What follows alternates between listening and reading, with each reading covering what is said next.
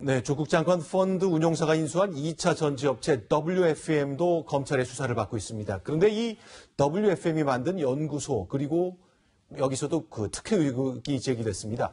연구소가 설립 요건을 갖추지 못했는데 정부의 과학기술정보통신부가 위탁한 기관은 신고 하루 만에 설립을 인정해 주었습니다. 이민찬 기자의 단독 보도입니다.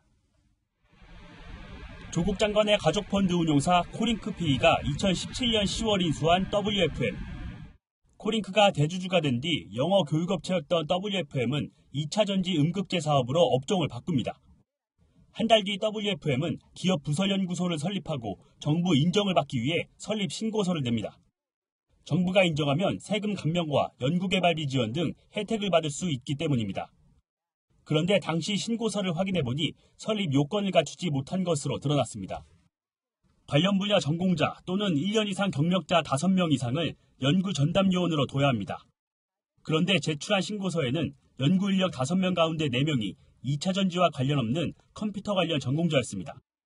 연구소 크기도 1인당 적정 면적 8.5제곱미터가 되어야 하는데 절반에 그쳤습니다. 하지만 신고서를 낸 지 하루 만에 정부 인정을 받았습니다. 인정 업무를 담당하는 한국산업기술진흥협회도 이례적이란 반응입니다. 7일에서 10일 정도 소요되세요.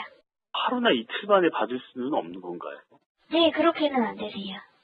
당시 인정 업무를 맡은 담당자와도 수차례 연락을 시도했지만 닿지 않았습니다. 야당은 당시 대통령 민정수석이었던 조 장관과의 연관성으로 특혜를 받은 게 아니냐며 의혹을 제기하고 있습니다. 채널A 뉴스 임찬입니다.